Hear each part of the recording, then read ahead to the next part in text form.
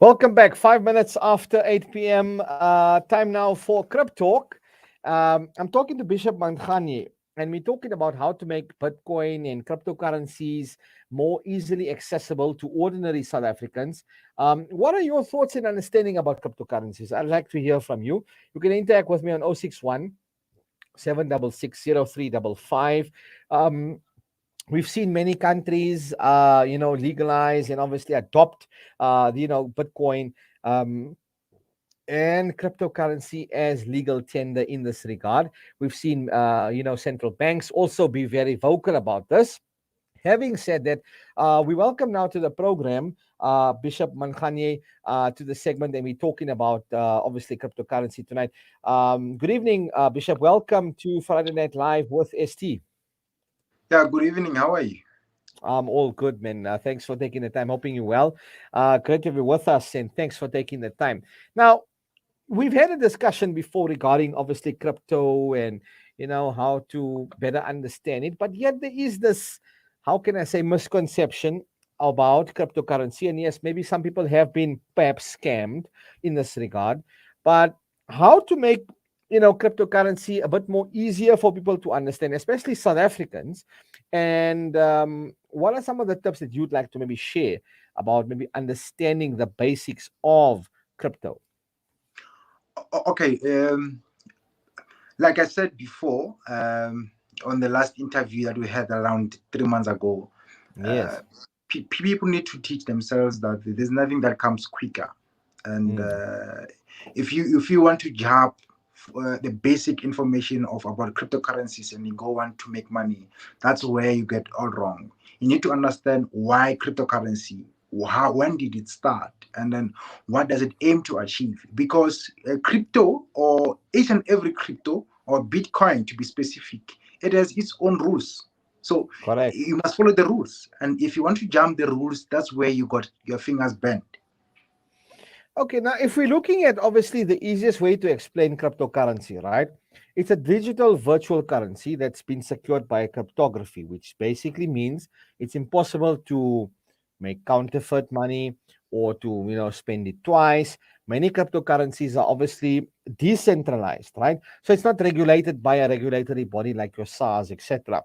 Now, having said that, let's look at some of the benefits of cryptocurrencies or Bitcoin, for example. We've got user autonomy, right? Mm, Transactions are pseudonymous, so meaning mm, obviously it's peer-to-peer basis, and mm, you aren't incurring banking fees. Now, on this point, we've seen how payments, or rather Bitcoin payments, have low transaction fees for even international payments. So obviously there's a lot of benefit to this, but many people have been scammed in South Africa, and many people have got this perception that, okay, you know what, this thing ain't for me.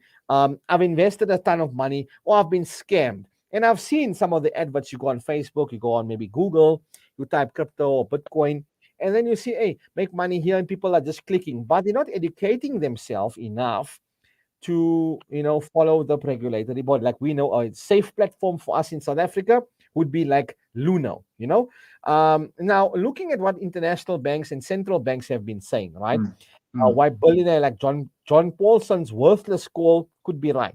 Now, mm, it feels as though cryptocurrency has been deemed a worthless fad since Bitcoin first emerged back in 2009. But now, mm. with some of this criticism that came about from the general public, etc., who may not have a clear grasp on what cryptocurrencies are, how they work, or why they possess, any value Mm. whatsoever. One critic is billionaire investor John Paulson. Now, and in recent comments, he's called on digital currencies, okay, Mm. a bubble that will eventually prove to be worthless. What did you say about this cryptocurrency bubble, and do you see it being worthless? Because the way I'm looking at it, this is the future moving forward. But I want to ask you a question again. Will you say to me, for instance, the cryptocurrency started from a cent. Today it's worth over $40,000. If it Mm. goes down from $40,000 go to $20,000, what would you say? Would you say it just crashed? Well, Would you people say? are saying yes, there is a bubble, and it could be worthless because there's been lots of volatility. right? It's high risk, high return. And we've seen the volatility in the crypto market, especially in the last few days when Google made announcement that they will no longer be allowing adverts about cryptocurrencies, etc. Look what happened to the pricing point. Nice one.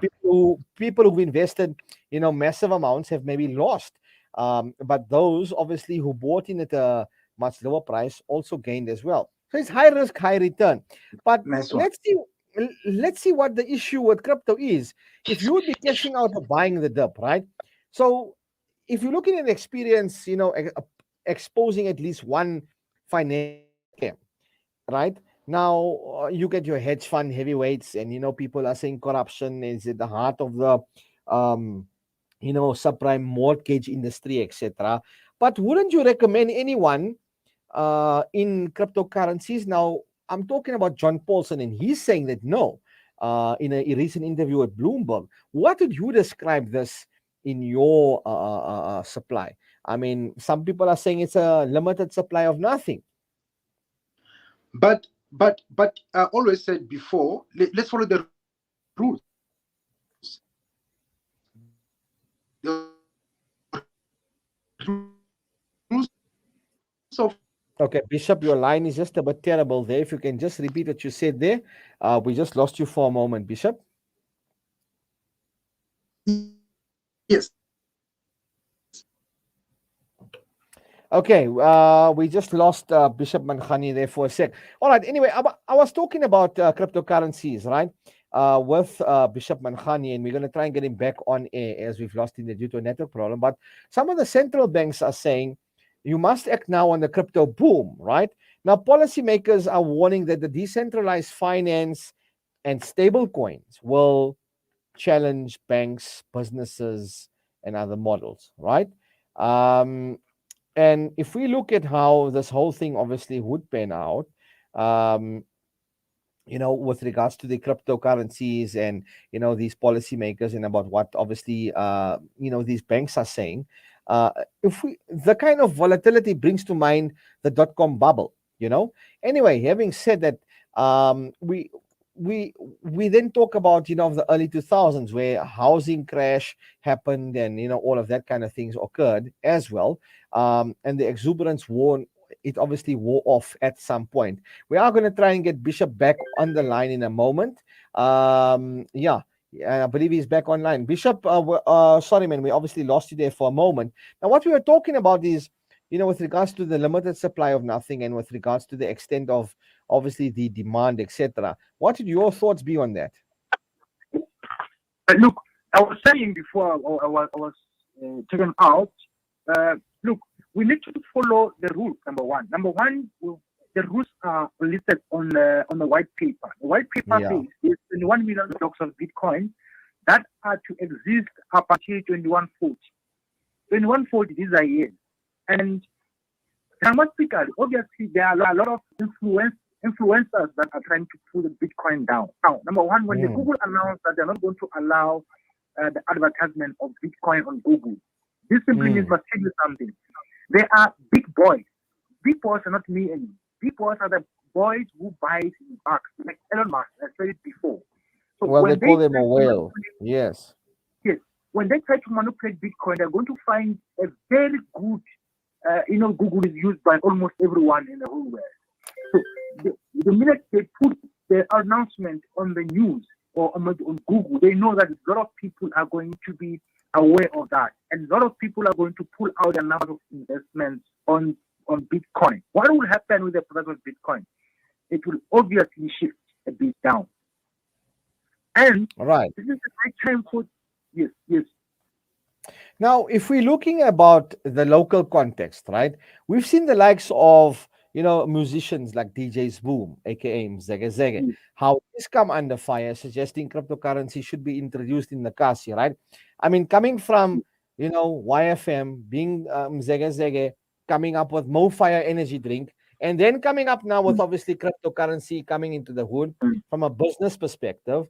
What are you? mm, What are your thoughts pertaining to what he said? Because obviously he went on Twitter and he said straight, "Okay, heads up, we're taking crypto to the hood. People need to learn how to hustle cryptocurrency.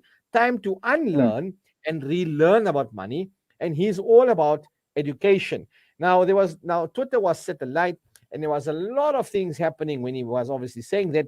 And there was another guy who was called at Benji Mark. He was saying people in the Hund aren't even properly informed about normal stocks and bonds. So he's really Yeah. telling DJs who keep your crypto nonsense to yourself. The crypto asset class is unregulated and unpredictable, not exactly what poor people need.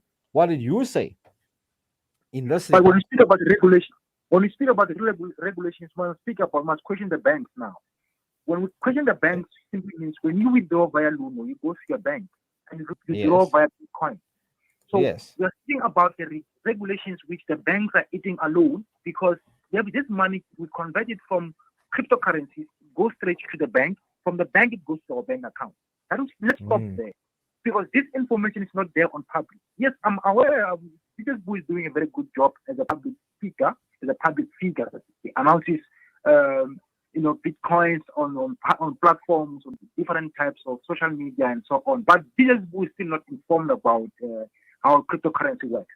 I follow him every now and then about cryptocurrencies, but it's not so very good. you telling me that DJ's Boo in his capacity is going out boldly about cryptocurrency, but he doesn't have the wealth of experience about how crypto works. But I mean, this obviously will lead to much discussion, with many telling that the average person in South Africa can't afford cryptocurrencies. So then why No, no, take no, this initiative now to the Kasi? That's what I'm trying to ask. no, no. Now, the cryptocurrencies here to change people's life. I tell you that. Change mine, and I'm very confident about that. I changed my life. When I Okay. joined, I was still in university, and up until this point, I don't have a problem with anything. So what I'm saying is, if these lessons are given to students, if are given to young people, are given right to find these people who can teach and show people the right ways of doing it without expecting a lot of money at one time. That's then we can find a very good way. Now, it's very lame to me to compare the stocks and also comparing the cryptocurrency. These are two subjects at different times. We cannot speak about stocks and speak about cryptocurrency. We speak about high volatility and we speak about the patience as well. Because with cryptocurrency, there are basic fundamentals that need to be followed. With business book that never followed the thing. Tomorrow you are speaking about Dogecoin, the Mm. Elon Musk coin. And the Yesterday, Shiba Inu, etc. Yes. tomorrow he's speaking about Ethereum. So he is not basic. Yes, it's cryptocurrency all at once, but he is not consistent in terms of his education. And that is why a lot of people are misled and a lot of people are now losing focus as which one are you talking about? One of my friends on Twitter, as I can't mention his name, he asked me like yesterday, which one? There's someone that crashed. Something that crashed. The one of Elon Musk crashed. This was his saying. And I said, my friend, it did not crash. It did not crash.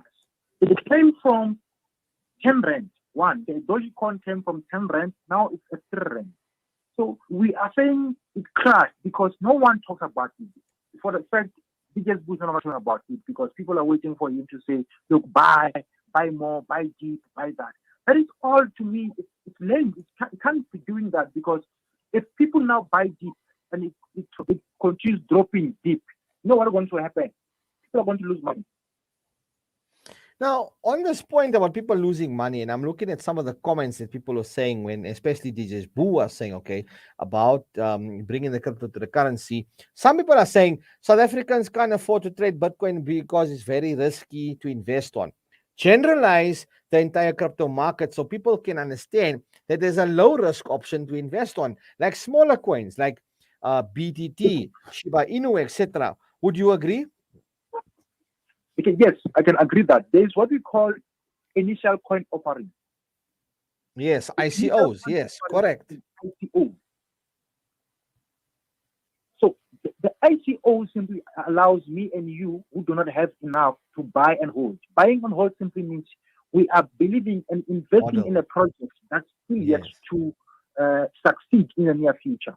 That can Mm. allow me and you can have 10 rand today. And with the worth of 10 rand, I can buy to find out maybe I can buy 1,200 coins. It's a small 10 rand.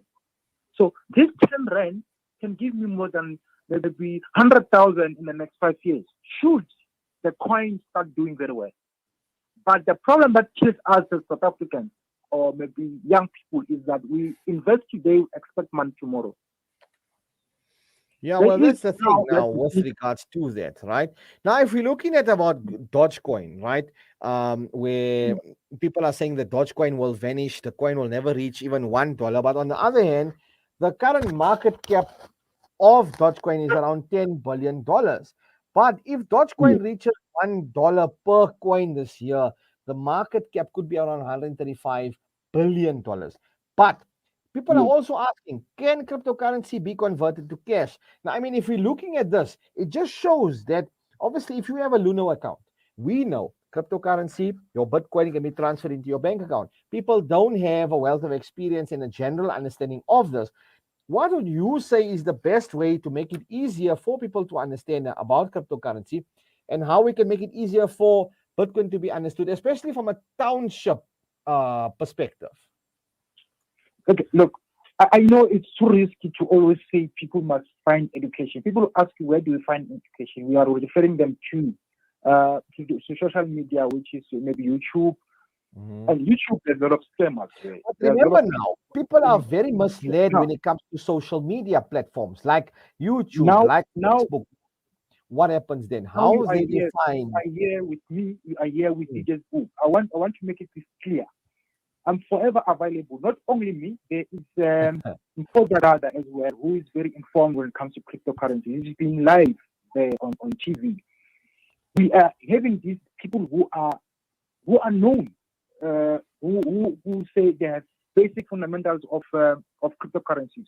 Why can't you discuss it, create a platform where we'll be engaging on a public TV or in a public platform and say, this is a debate. We are bringing cryptocurrency in township.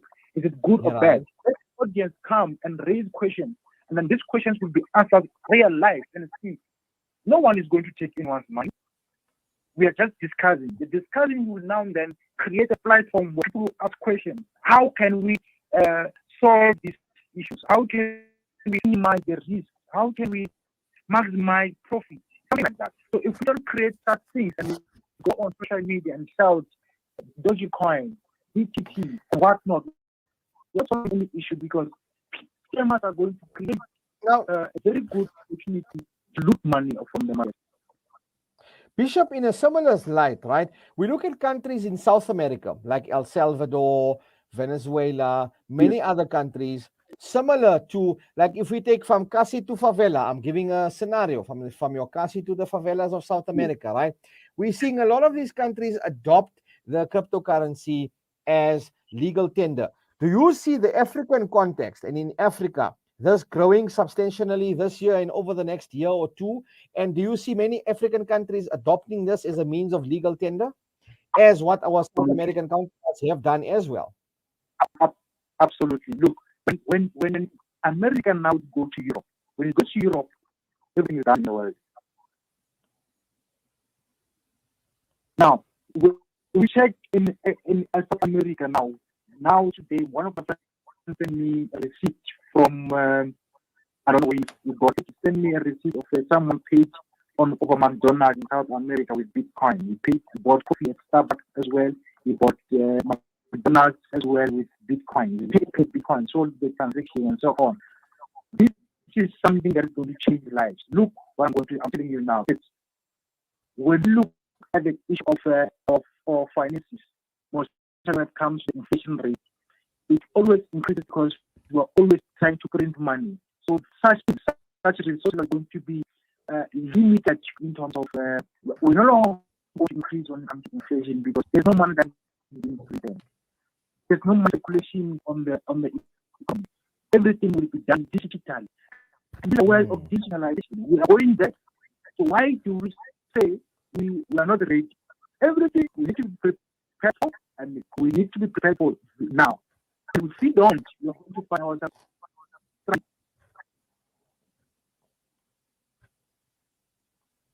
Okay, Bishop, are you still with me there? I think I've lost you for a moment. The line is just a bit terrible there. We're talking cryptocurrency and how best it can be to bring cryptocurrency to the Kasi.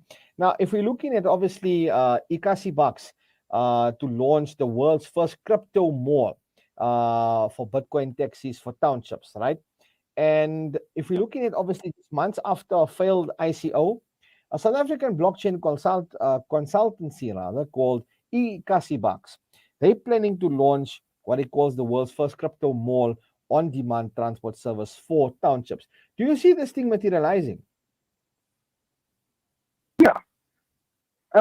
Look, I'm not sure if I got you very well, but to answer your question is in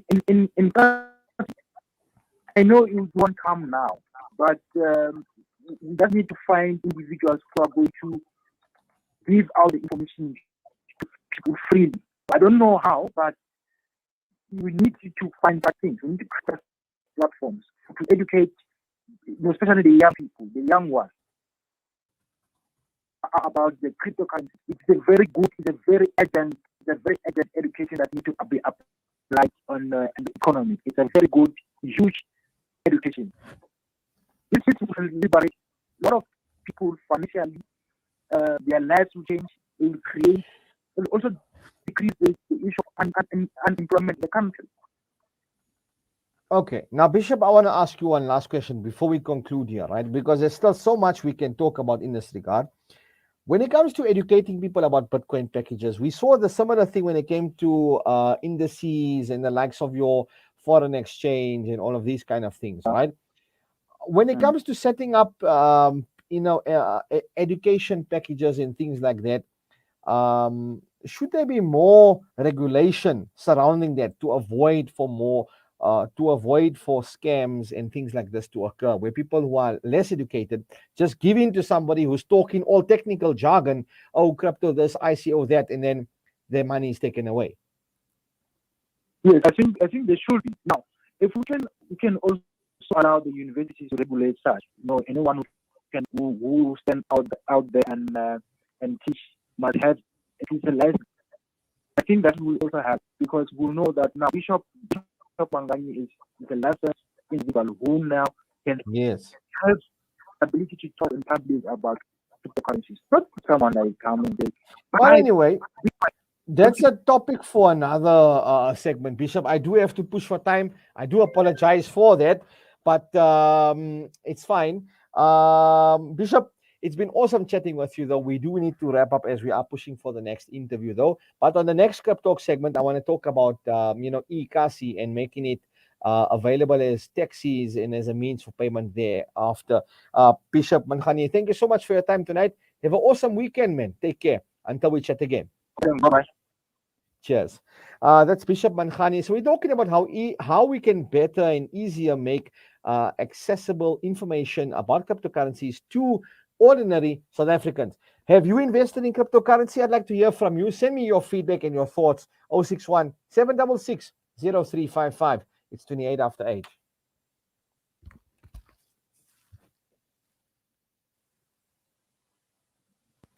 Listen to some fresh. Listen to Salam.